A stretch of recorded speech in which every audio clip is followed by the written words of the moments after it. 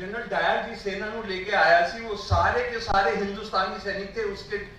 उसका second in command के बाद बाकी सारे हिंदुस्तानी थे। उधम सिंह को मत भूलिए जलियांवाला बाग के संदर्भ के अंदर। उधम सिंह को मत भूलिए। और जब उनसे नाम पूछा जाता है तो उनको नाम बताते हैं मोहम्मद सिंह आजाद।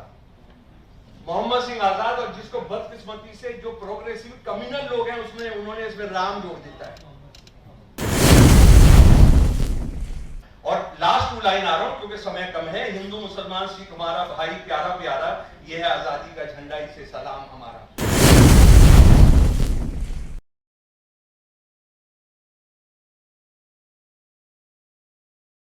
लेकिन आज जो सबसे महत्वपूर्ण बात है, मुझे लगता है कि पटियाला यूनिवर्सिटी के वाइस चांसलर साहब यहाँ मौजूद हैं और उन्होंने बहुत बुनियादी सवाल उठाया, बहुत बुनियादी, जो जलियांवाला बाग को लेकर हमें सोचना चाहिए कि वो जनरल डायर जी सेना ਨੂੰ लेके आया सी, वो सारे के सारे हिंदुस्तानी सैनिक थे। उसका सेकंड इन कमांड के बाद बाकी सारे हिंदुस्तानी थी सारे। और ये बात सच है कि वो एक बलौज रेजिमेंट थी, एक सिख रेजिमेंट थी और ये थी। और उसमें सिख रेजिमेंट का मतलब ये नहीं था उसमें सिख होते थे, बलोच का मतलब ये नहीं था कि उसमें बलोच होते थे, वो सारे मिलाकर रखते थे। और ये दूसरी बात जो वाइस चांसलर साहब ने उठाई थी वो ये था कि ऐसा क्यों कर पाए थे अंग्रेज। मैं उसका जो मैं एक रिसर्चर के तौर पर जो मैं समझ पाया हूँ ये है कि 1857 के बाद अंग्रेजों ने एक सबक सीखा था, और जिसके बारे में सर सैयद अहमद जो अंग्रेजों का दलाल सी, उसने असबाब बगावत हिंद में लिखा था कि देखो 2 वजह से बगावत हुई है कि तुमने एक तो तरह तरह के हिंदुस्तानियों को एक रेजिमेंट में लगा दिया, उनको एक रेजिमेंट लगा दिया, उनमें तुमने भाईचारा पैदा होने दिया। दूसरा यह कि तुमने लड़कियों को पढ़ाने का काम किया, जिसकी वजह से सारे धर्मों को बहुत चोट पहुंची। तो वो उसको समझ गए थे। और आप इस बात को जानेंगे कि सन 1906 में अंग्रेज भारतीय सेना का पुनर्गठन करते हैं। अभी तक आप देखेंगे 1857 में उनके यूनिट का नंबर है 1234, 1235, 1236, 1317 इन्फेंट्री, फला इन्फेंट्री नंबर में है। उसके बाद Jat regiment, Sikh regiment, Baloch regiment, Mahar regiment, Garhwal regiment होंगी। तो वो इस बात को बहुत साफ तरीके से समझ गए थे प्रोफेसर साहब। तो ये जो मैं सोच सकता हूँ। अच्छा, दूसरी जो जलियांवाला बाग पर आते हुए कि जलियांवाला बाग में जो कुछ हुआ वो कभी भी ऐसा नहीं था कि आइसोलेटेड में था या अनहोनी हुआ था। उससे पहले 1857 हुए थे। 1757 से लेके आईसीएचआर का कलेक्शन है, 1857 तक 1000 से ज्यादा बड़े किसान विद्रोह हैं जिनका कोई ब्यौरा नहीं है, लेकिन वो अंग्रेजों के गजट में आपको मिल जाएंगे। मैंने भी जो काम किया है 1857 पर, वो अंग्रेजों के उस जमाने के गजटों पर काम किया है। तो खैर ये लगातार होता रहा था। और अगर 1857 को हम नहीं समझते हैं तो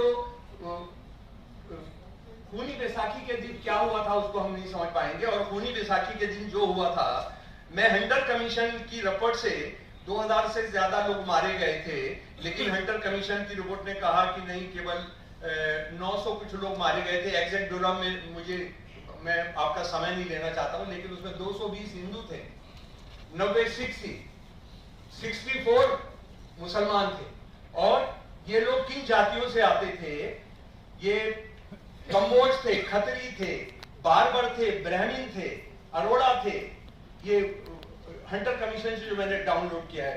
मैसन थे, धोबी थे, तरखान थे, लोहार थे, शेख थे, फकीर थे, चौकीदार थे, खलासी थे, अरेन थे, स्वीपर थे, जाट थे।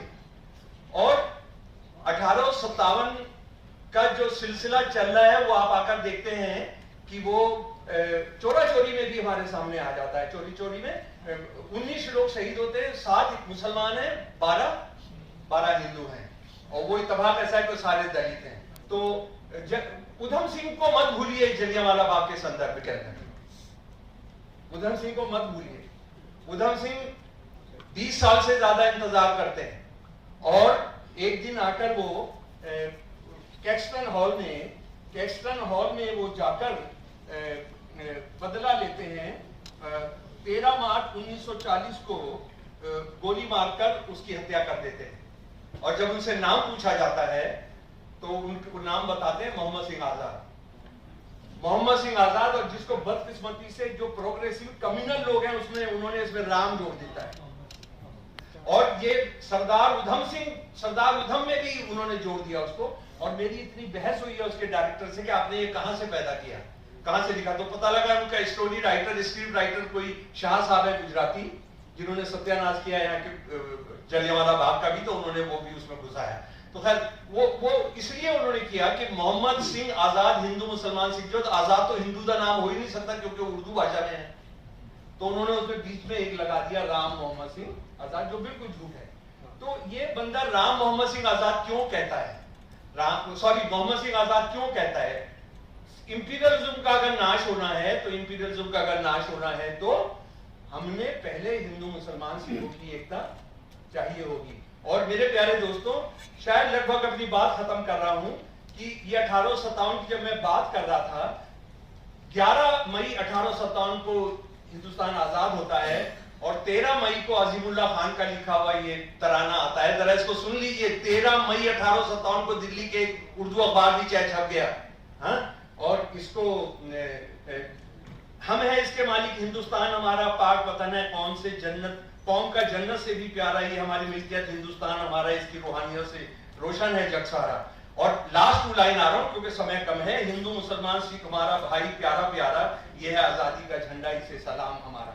और 18 जलियांवाला बाग का मैं आपको ये भी बताना चाहता हूं क्योंकि मैंने इसमें बहुत साल लगाकर ओरिजिनल दस्तावेज जो हासिल किए थे। अबुदय एक अखबार का जो नेशनल आर्काइव में डॉक्यूमेंट्स है उसके अंदर है 2 बच्चे मारे गए थे 18 साल के, अब्दुल करीम और रामचंद्र एक साथ। ये लाहौरिये थे। और जब उनके शहादत के बाद जब 10वीं का रिजल्ट आया तो अब्दुल करीम जो था वो टॉपर था 10वीं क्लास के अंदर। तो ये हमारी विरासत है, ये हम जानना चाहते हैं। और इसको आज से बिल्कुल मत जोड़िएगा, मेरा हाथ जोड़कर आपसे विनती है। और ये मैं और वीसी साहब का एक और जो है कि ऐसा क्या सचमुच में बंदूक नहीं फेरी किस्सा खानी बाजार में फेरी। किस्सा खानी बाजार के अंदर 2000 से ज्यादा हिंदू मुसलमान सिख सी, रेड शर्ट्स, खुदाई खिदमतगार, चंद्र सिंह गढ़वाली और उनके 10 साथियों ने, ये गढ़वाल रेजिमेंट अलग से थी, तो गढ़वाल का राजा जो दलाल था अंग्रेजों का, उसको उन्होंने अपनी गढ़वाल रेजिमेंट करनी गई थी, उन्होंने कह दिया हम गोली नहीं चलाएंगे। और उसके बाद अंग्रेजों ने गोरी सेना बुलाई जिसने गोली चलाई थी। और उसके बाद उनको फांसी की सजा हुई थी 10 लोगों को चंद्र सिंह गढ़वाली के खिलाफ। और मुझे लगता है कि यहाँ पीडब्ल्यूए के लोग बैठे हैं और सीपीआई के एक मेंबर पार्लियामेंट थे। आपको इस विरासत को जानना चाहिए और बिल्कुल नहीं डरना चाहिए कि चंद्र सिंह गढ़वाली जो थे वो बाद में उम्र कैद में बदला, क्योंकि देश जब तक आजाद हो चुका था, लेकिन उन्होंने उम्र कैद अपनी सजा पूरी की। और सबसे पहला चुनाव सन 1952 में कम्युनिस्ट पार्टी से उन्होंने गढ़वाल से लड़ा।